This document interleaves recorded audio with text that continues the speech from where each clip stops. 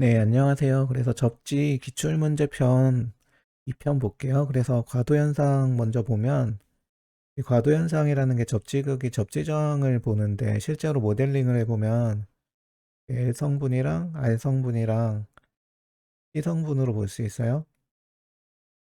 그래서 요 두 개는 주파수 영향을 받죠. 그래서 임피던스가 주파수에 따라서 바뀌어요. 그래서 아마 이런 식으로 되는 걸로 알고 있는데 그래서 근데 우리가 낙뢰 같은 경우에는 60Hz가 아니라 kHz 단위거든요. 그래서 요게 요쪽 방향으로 가서 요게 커져요, 임피던스가. 그로 인해서 나오는 것들에 대한 거고, 요 대책은 우리가 매설지선이랑 침상접지봉 이런 거 있죠. 이런 거 정리하셔서 적으면 되는 문제예요. 그리고 이제 대지저항률 측정이 있는데 요거는 우리가 일반적으로는 요 사전극법을 써요. 그래서 전극이 4개인 거 있죠. 그래서 전압을 쓰고 전류를 흘러주는 거 그렇게 해가지고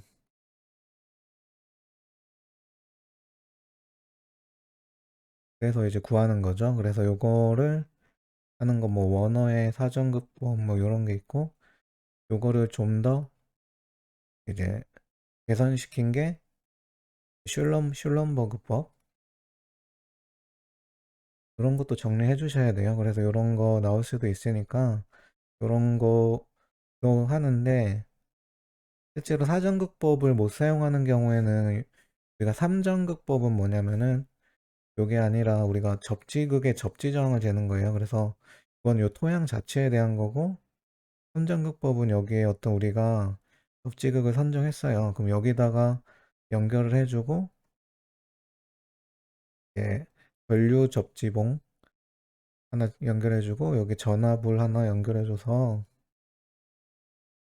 여기서 V랑 I를 설정해서 이제 V는 IR을 통해서 구하는 거죠.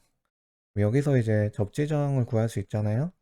근데 어떤 접지극의 형상에 따라서 요 R이라는 게 예를 들어 여기 이제 요거가 2A고 직경이 요 접지극 길이가 L이면은 2파이 L로에 L은 A분의 2L 뭐 이런 식으로 형상에 따라서 저항 값이 정해지거든요. 그러면 요 로우로 정리하면은 2파이 L R에 L은 A분의 2L 되죠. 그래서 대략적으로 요 대지저항률을 역으로 계산할 수 있어요. 그래서 이렇게 대지저항률을 측정할 수 있는데 요거보다는 정확성이 떨어지겠죠. 요건 어떤 형상화돼서 근사화시킨 거니까.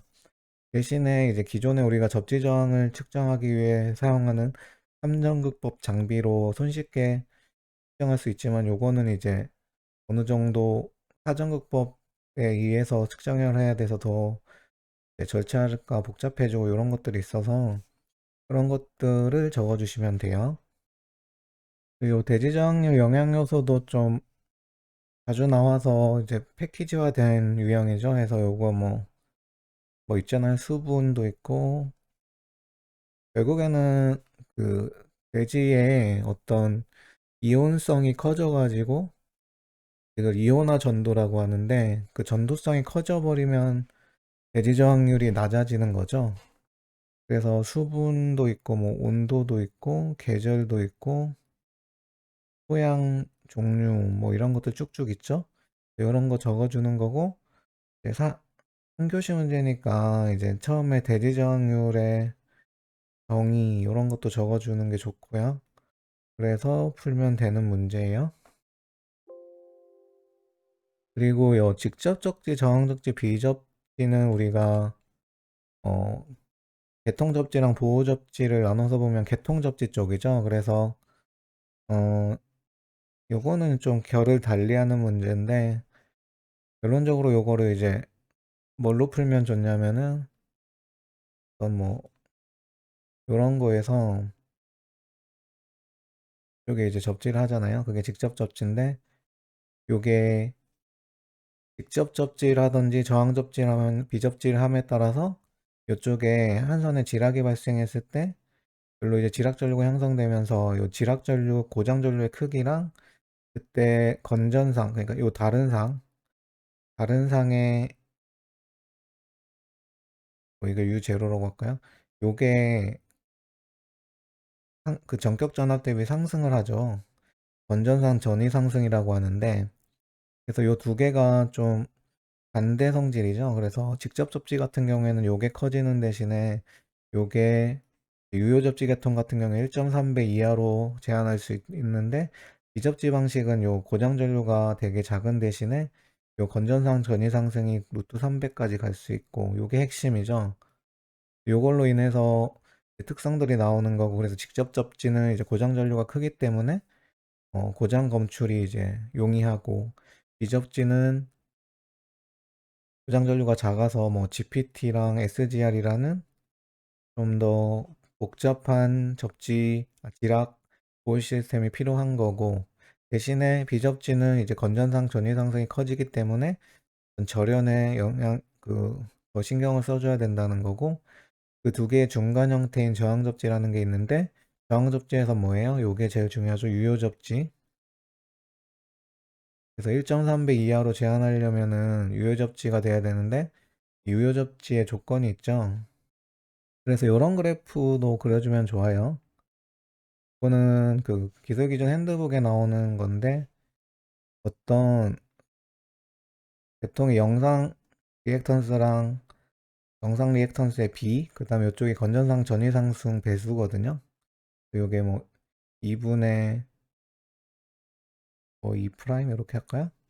그러니까 건전상 전위 상승이 몇 배 되느냐예요. 그 다음에 요게 뭐 만약에 이거에 따라 달라지는데 x1분의 r0 해서 뭐 요게 2일인 경우에 어떻게 되냐면은 요런 식으로 돼요. 그래서 여기 마이너스 3으로 보면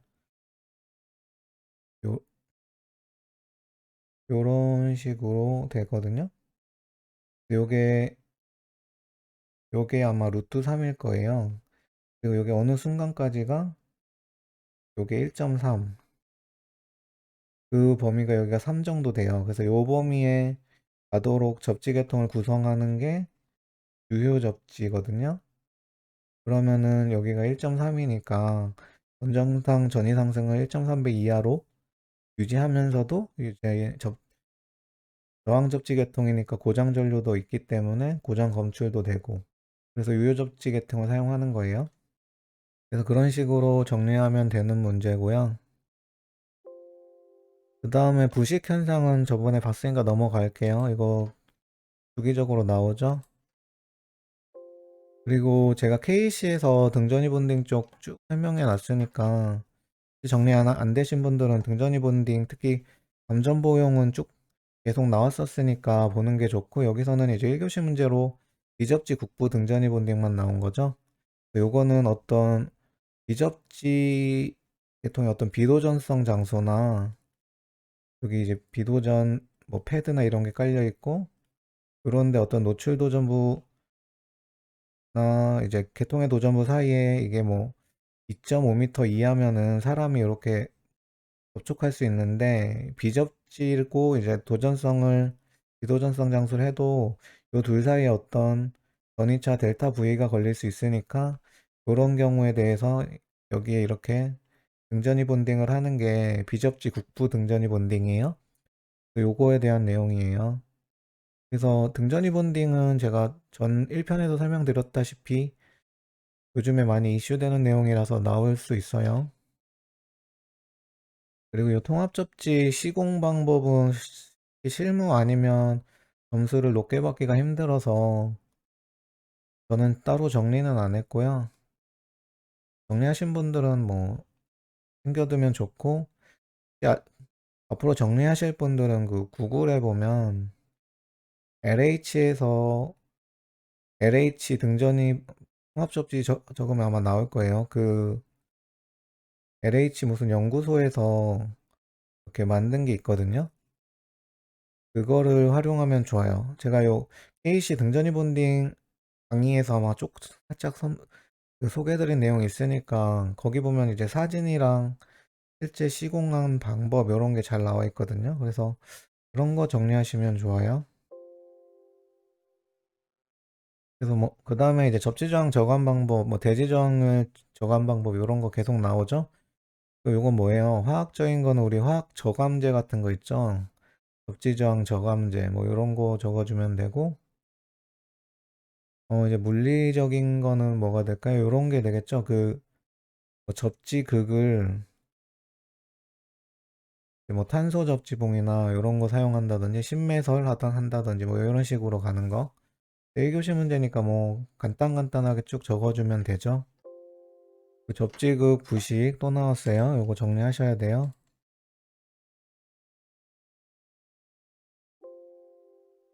그리고 피레기 접지선 굵기 요 계산 문제인데, 요거는 어떻게 구해요? 요거는 KC로 오면서 피레기 접지선 굵기도 요 KIS 루트 T 요걸로 구해요.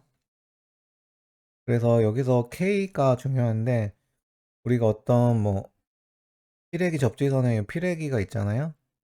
그러면 어느 판넬에서는 이제 어떤 GV 케이블이 됐든 어떤 XLP 절연의 어떤 케이블을 사용을 하고, 소양에서는 뭐 나도체를 사용할 수 있잖아요.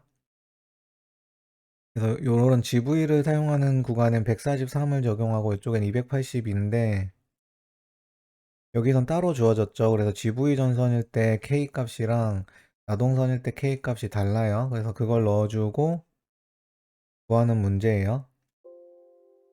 그리고 이 시간은 이제 한전이나 LH공사 기준으로 T를 1.1초로 주고, 요 지금 요 IS에 원래 고정 전류 넣는 건데 여기서는 지금 차단 용량이랑 전압이 나왔으니까 여기 그 구해줘야 돼요. 그래서 삼상이니까 루트 3 곱하기 22.9 kV에 520 곱하기 10의 3승 kVA죠.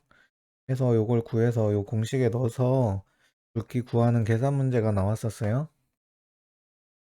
그리고 요 공통 통합 접지 측정 방법부터 뭐 많이 나온 내용은 아닌데, 요게 뭘 물어보는 거냐면 저희가 일반적으로 앞에서 봤던 삼정극법으로 일직선으로 할 수 있잖아요.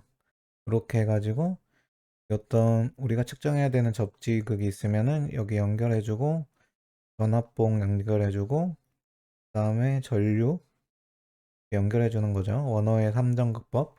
근데 이게 좀 접지극 규모가 큰 통합 접지 같은 경우에는 이런 식으로 그림 이거 보셨을 거예요. 이런 메시망이 있을 거, 요 거리가 L1이면 여기 EPC 해주잖아요. 접지극.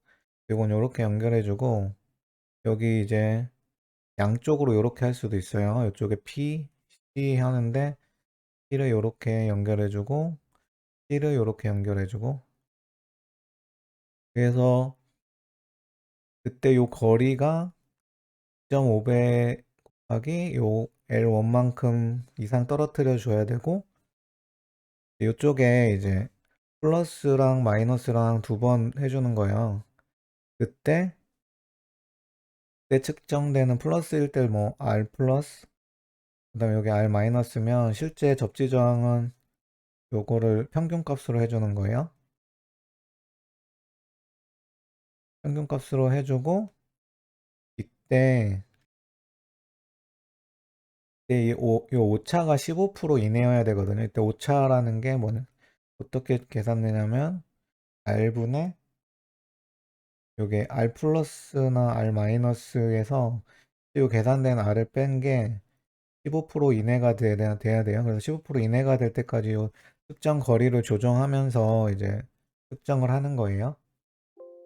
그리고 접지 설계 쪽은 저 위에서 제가 말씀드렸다시피 정리하실 분만 하시고, 좀 실무적으로 하셨던 분들 아니면 이렇게 디테일하게 적기 힘드니까 이게 좀 광범위하죠. 이걸 어떻게 접근하느냐는 뭐 개통 접지로 접근할 수도 있고 보호 접지로 접근할 수도 있고, 그래서 개통 접지로 접근하면 그 IEEE나 IEC의 그 변전소 접지 쪽으로 갈 수도 있고 해서 자기가 좀 공부했던 어떤 방법 위주로 이렇게 전개하면 될 것 같아요.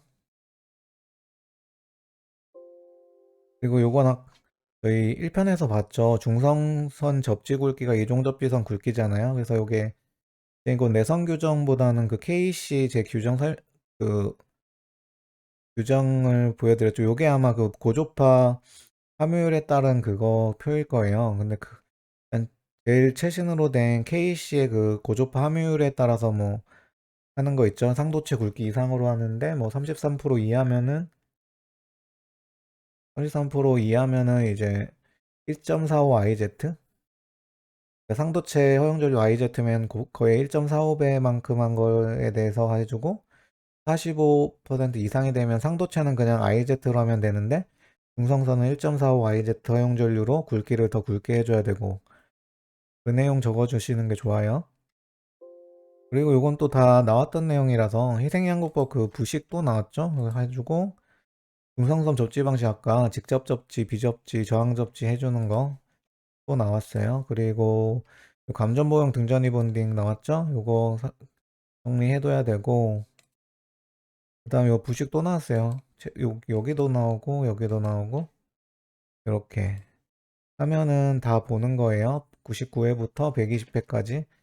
그래서 유형 자체가 다른 토픽에 비해서 많진 않으니까 이런 식으로 그래서 접지 쪽은 어떤 설계 부분만 제외하고는 좀 정형화된 것들이 많으니까 정리하시고, 제가 말씀드렸다시피 이제 KC로 오면서 KC에서 맞게 세팅되는 것들이 접지선 굵기라든지 그런 것들, 중성선 접지선 굵기, 특히 굵기 쪽이 그렇게 되고, 그런 것 좀 잘 데이트 하는 게 중요할 것 같아요.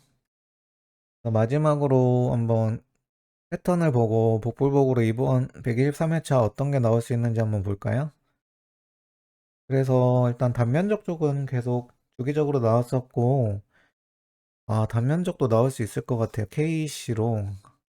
제 생각에는 요거, 우리 보호도체 쪽에 굵기 선정하는 거 있죠? 요게 두 가지거든요. 첫 번째 기본은 상도체 굵기 기준으로 하는 게 있어요. 그래서 상도체 굵기가 S라면 요게 16 스퀘어 이하일 때랑 16, 35였나? 그 다음에 35 초과될 때랑, 이때는 S로 해주고 여기서는 16 스퀘어로 해주고 여기선 2분의 1 S로 해주고, 근데 차단 시간이 5초 이하면은 우리 요 식 있죠? 요걸로 써도 되거든요. KIS 루트 T. 그래서 요거를 해주는 게 있고, 요 문제 좀 저는 나올 것 같아요. 만약 나오면 KC 쪽에서 좀 중요한 거라서.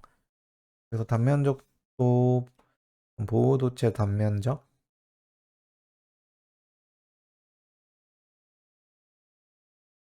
그리고 설계 쪽은 뭐 115회 나왔었고 거의 한 10회 텀으로 나오니까 아직 나올 그건 아닌 것 같고, 부식은 최근에 많이 나왔어가지고 또 나올지 모르겠어요. 안 나올 것 같은데, 그 다음에 측정은 한번 나올 만하죠. 지금 103회 때 한번 나오고 113, 딱 10회씩 나왔네요. 123회잖아요 지금. 그래서 한번 나올 수는 있죠. 접지 저항 측정 또는 뭐 대지 저항률 측정. 요건 사전극법 물어보는 거고, 요건 삼전극법. 뭐 발송 배전에는 요게 뭐 61.8% 법칙 요거 설명하라는 게 나올 수도 있죠. 요런 거는 조금, 그러니까 측정이랑 단면적, 그다음에 대지 저항도 110회 이후에 안 나왔으니까 대지 저항도 나올 수 있죠. 요 대지 저항, 뭐 영향 요런 거 있죠. 영향 요소 그런 거. 그리고 시공 쪽은 요즘에 잘 안 나오는 추세긴 한데, 나오면은 요런 거 나올 것 같아요. 등전이 본딩 시공. 그리고 과도 현상은 좀 일회성이라서 또 나올지 모르겠어요. 이제 안 나올 것 같고, 접지 방식도 지금 10회 텀으로 보통 나오죠. 109회 때 나오고 120회 때 최근에 나왔었으니까 최근은 아닌데 어쨌든 텀으로 보면 아직 나올 때는 아닌 것 같고 그래서 굳이 좀 복불복으로 생각해보면 이런 보호도체 단면적 쪽이나 KC 기준으로 선정하는 단면적 그 다음에 접지저항 측정 방법 쪽이나 뭐 대지저항률 측정 방법 그 다음에 대지저항의 영향요소 시공 쪽으로는 이런 등전이 본딩 시공이 좀 나올 수도 있지 않을까 생각이 들어요. 그래서 접지편은 여기서 마무리하고요. 네, 다음 편으로 찾아뵙겠습니다. 감사합니다. 이번 영상도 많은 분들에게 개념 원리를 통해 쉽게 이해가 되셨으면 좋겠습니다. 오늘 영상 좋으셨으면 구독, 좋아요 한 번씩 부탁드리겠습니다.